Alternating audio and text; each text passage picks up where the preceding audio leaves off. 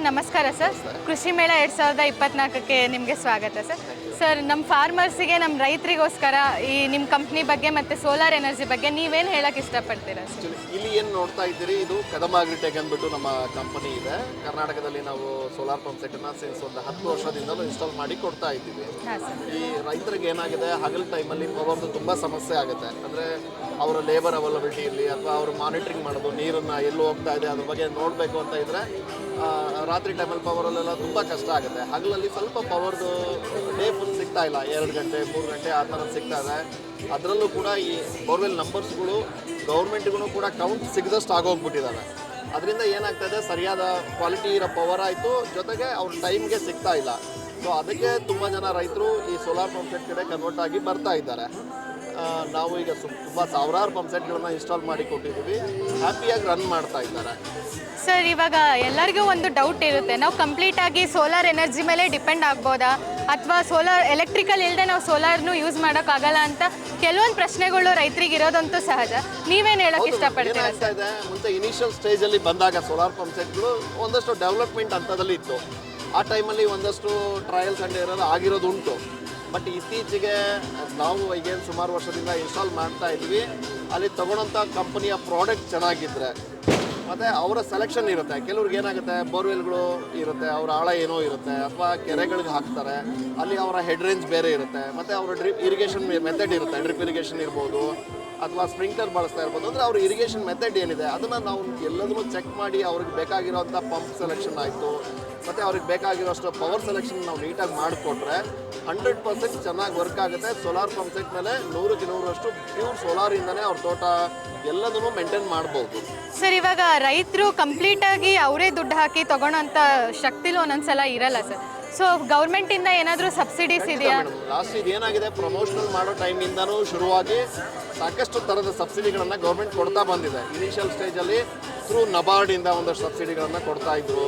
ಅದಾದ ನಂತರದಲ್ಲಿ ನಮ್ಮ ಈಗ ಕರ್ನಾಟಕದಲ್ಲಿ ಬಂದು ಸ್ಪೆಷಲಿ ನಮ್ಮ ತೋಟಗಾರಿಕಾ ಇಲಾಖೆಯಿಂದ ರೈತರಿಗೆ ಸಬ್ಸಿಡಿ ಕೊಡ್ತಾ ಇದ್ದಾರೆ. ಅದಲ್ಲದೇನೂ ಕ್ರೆಡಾಲ್ ಅಂತ ಒಂದು ಡಿಪಾರ್ಟ್ಮೆಂಟ್ ನಮ್ಮ ಕರ್ನಾಟಕ ರಿನ್ಯೂಬಲ್ ಎನರ್ಜಿ ಬೋರ್ಡ್ ಅವರು ಇದ್ದಾರೆ, ಅವರಿಂದನೂ ಸಬ್ಸಿಡಿ ಸಿಗ್ತಾ ಇದೆ. ಬಟ್ ರೈತರು ಸಬ್ಸಿಡಿ ಅಂದ್ಬಿಟ್ಟು ಈ ಕೆಲವೊಂದು ವೆಬ್ಸೈಟಲ್ಲಿ, ಯೂಟ್ಯೂಬಲ್ಲಿ ಅಥವಾ ಫೇಸ್ಬುಕ್ಕಲ್ಲಿ ನೋಡಿ ಎಲ್ಲೋ ಗೊತ್ತಿಲ್ಲದೆ ಇರೋ ಕಡೆ ರಿಜಿಸ್ಟರ್ ಮಾಡಿ ಸಾಕಷ್ಟು ದುಡ್ಡನ್ನು ಕಳ್ಕೊಂಡಿದ್ದಾರೆ. ಯಾರಿಗೋ ಪೇಮೆಂಟ್ ಹಾಕೋದು, ಏನೋ ಮಾಡೋದು ಮಾಡ್ತಾರೆ. ದಯವಿಟ್ಟು ರೈತರಿಗೆ ನಾವು ಹೇಳೋದು ಇಷ್ಟೇ, ನೇರವಾಗಿ ಡಿಪಾರ್ಟ್ಮೆಂಟ್ಗಳಿಗೆ ಹೋಗಿ ಮಾತಾಡಿ. ತೋಟಗಾರಿಕೆ ಇಲಾಖೆ ಅಂದರೆ ನೇರವಾಗಿ ನಿಮ್ಮ ತೋಟಗಾರಿಕೆ ಇಲಾಖೆ ಎಲ್ಲ ತಾಲೂಕಲ್ಲಿ ಹೋಬಳಿ ಲೆವೆಲ್ಗೆ ಆಫೀಸರ್ಸ್ ಇದ್ದಾರೆ. ಇನ್ನು ಕ್ರೆಡಾಲ್ ಬಂದರೆ KEB ಅವರು ಅದನ್ನು ಹ್ಯಾಂಡಲ್ ಮಾಡ್ತಾ ಇದ್ದಾರೆ, ನಮ್ಮ ಕರ್ನಾಟಕ ಎಲೆಕ್ಟ್ರಿಸಿಟಿ ಬೋರ್ಡು. ಡೈರೆಕ್ಟಾಗಿ ಹೋಗಿ ವಿಚಾರಿಸಿ ಸರಿಯಾದ ಕಡೆ ಹಣ ಪಾವತಿ ಮಾಡಿ, ದಯಮಾಡಿ ಇವ್ರಿಗೆ ಯಾರ್ಯಾರಿಗೋ ದುಡ್ಡನ್ನು ಕೊಟ್ಟು ಕಳ್ಕೊಳ್ಳೋಂಥ ಕೆಲಸ ಮಾಡ್ಕೋಬೇಡಿ. ಸರ್ ನಿಮ್ಮ ಕಂಪ್ನಿಗೆ ರೈತರು ಬಂದು ಕನ್ಸಲ್ಟ್ ಮಾಡಬೇಕಂದ್ರೆ ಯಾವ ರೀತಿ ಮಾಡ್ಬೋದು? ನಾವು ಕದಂಬ ಅಗ್ರಿಟೆಕ್ ಅಂತ ಚೆಕ್ ಮಾಡಿದ್ರೆ ಸಿಗುತ್ತೆ. ನಮ್ಮ ಕಾಂಟ್ಯಾಕ್ಟ್ ನಂಬರ್ನು ನಾನು ನಿಮಗೆ ಕೊಡ್ತೀನಿ. ನೇರವಾಗಿ ನಮ್ಮ ಟೋಲ್ ಫ್ರೀ ನಂಬರ್ ಇದೆ, ಕಾಲ್ ಮಾಡಿದ್ರೆ ನಮ್ಮಲ್ಲಿ ತುಂಬ ಜನ ರೆಪ್ರೆಸೆಂಟ್ಸ್ ಇದ್ದಾರೆ, ನಿಮ್ಮ ಡಿಸ್ಟಿಕ್ ವೈಸಲ್ಲಿ ಇದ್ದಾರೆ. ಮತ್ತು ನಿಮ್ಮ ಡಿಸ್ಟಿಕಲ್ಲಿ, ನಿಮ್ಮ ತಾಲೂಕುಗಳಲ್ಲಿ ಕೂಡ ಸಾಕಷ್ಟು ಜನ ರೈತರಿಗೆ ನಾವು ಇನ್ಸ್ಟಾಲ್ ಮಾಡಿಕೊಟ್ಟಿರೋಂಥ ಫಾರ್ಮರ್ಸ್ ಇದ್ದಾರೆ. ನೇರವಾಗಿ ನೀವು ಅವ್ರ ಹತ್ರನೇ ಹೋಗಿ ನಮ್ಮ ಸರ್ವಿಸ್ ಹೆಂಗಿದೆ, ನಮ್ಮ ಕ್ವಾಲಿಟಿ ಹೆಂಗಿದೆ ಕೇಳಿ ವಿಚಾರಿಸಿ ಪರ್ಚೇಸ್ ಮಾಡಿ. ತುಂಬ ಜನ ಕಂಪ್ನಿಯವ್ರು ಏನಾಗಿದ್ದಾರೆ, ಟೆಕ್ನಿಕಲಿ ಸ್ಟ್ರಾಂಗ್ ಇರಲ್ಲ. ಈ ಎಲ್ಲ ಪ್ರಾಡಕ್ಟ್ಗಳು ಸರ್ವಿಸ್ ಓರಿಯೆಂಟೆಡ್, ಅಲ್ಲಿ ಸರ್ವಿಸ್ ಕೊಡಬೇಕು. ಇವತ್ತು ಸಿಸ್ಟಮ್ ಹಾಕ್ಸ್ಕೊಂಡು ನಾಳೆ ಸರ್ವಿಸ್ ಸಿಕ್ಕಿಲ್ಲ ಅಂದರೆ ತುಂಬಾ ಕಷ್ಟ ಆಗುತ್ತೆ. ಇದರಲ್ಲಿ ತುಂಬ ಕಾಂಪೊನೆಂಟ್ಸು ಕೂಡ ಇರುತ್ತೆ. ಸೋಲಾರ್ ಪ್ಯಾನಲ್ಸ್ಗಳಲ್ಲಿ ಸಾಕಷ್ಟು ವೆರೈಟಿ ಇದೆ, ಅದನ್ನು ಮೌಂಟ್ ಮಾಡೋಂಥ ಸ್ಟ್ರಕ್ಚರ್ ಇದೆ, ಮೋಟರ್ ಪಂಪ್ ಎಫಿಷಿಯನ್ಸಿ ಇರೋವಂಥದ್ದು, ಕಂಟ್ರೋಲರ್ದು ತುಂಬ ಇರುತ್ತೆ. ಅದನ್ನೆಲ್ಲ ನೋಡಿ ವಿಚಾರಿಸಿ ಪರ್ಚೇಸ್ ಮಾಡಿ ಅಂತ ನಾನು ರೈತರಲ್ಲಿ ಮನವಿ ಮಾಡ್ತೀನಿ. ಸರ್ ಈ ಸೋಲಾರ್ ಎನರ್ಜಿ ಅಥವಾ ಈ ಸೋಲಾರ್ ಪ್ಯಾನಲ್ ಇನ್ಸ್ಟಾಲ್ ಮಾಡೋದ್ರಿಂದ ರೈತರಿಗೆ ಏನು ಉಪಯೋಗ ಆಗುತ್ತೆ ಸರ್? ಅವರು ನೇರವಾಗಿ ಪ್ರತಿದಿನ ಬೆಳಗ್ಗೆಯಿಂದ ಸಂಜೆವರೆಗೂ ಕಂಪ್ಲೀಟ್ ಅವರ ಇರಿಗೇಷನ್ನ ಕಂಪ್ಲೀಟ್ ಮಾಡ್ಕೋಬೋದು. ಹಗಲು ಹೊತ್ತಲ್ಲೇ ಅವ್ರ ಇರಿಗೇಷನ್ ಆಗುತ್ತೆ. ಮತ್ತು ಆ ಬೆಳಗ್ಗೆ ಎಷ್ಟು ನೀರು ಬೇಕೋ ಅಷ್ಟು ನೀರನ್ನು ಅವ್ರು ಫುಲ್ಫಿಲ್ ಮಾಡ್ತಾರೆ. ಈಗ ಲೇಬರ್ ಬಂದರೆ ಬೆಳಗ್ಗೆ ಟೈಮಲ್ಲಿ ಲೇಬರ್ ಅವೈಲಬಿಲಿಟಿ ಇರುತ್ತೆ, ಆ ಟೈಮಲ್ಲಿ ಅವರು ನೀರು ಕೊಡ್ತಾರೆ. ರಾತ್ರಿ ಎಷ್ಟೊತ್ತಲ್ಲೋ ಕರೆಂಟ್ ಬಂದಿದೆ, ನಾನು ಎಷ್ಟೋ ನೀರು ಕೊಟ್ಟೆ, ಆ ಥರದ್ದು ಯಾವ್ದು ಕನ್ಫ್ಯೂಷನ್ಸ್ ಇಲ್ಲ. ಇಲ್ಲಿ ಸಫಿಷಿಯೆಂಟ್ ಡೇ ಟೈಮಲ್ಲಿ ಅವ್ರಿಗೆ ಎಷ್ಟು ಬೇಕೋ ಆ ಬೆಳೆಗೆ ಸರಿಯಾದ ನೀರು ಕೊಡ್ತಾರೆ. ಖಂಡಿತ ನೀರು ಗೊಬ್ಬರ ಅದನ್ನು ಮಾನಿಟರ್ ಮಾಡಿದ್ರೆ ಒಳ್ಳೆ ಬೆಳೆ ತೆಗಿತಾರೆ.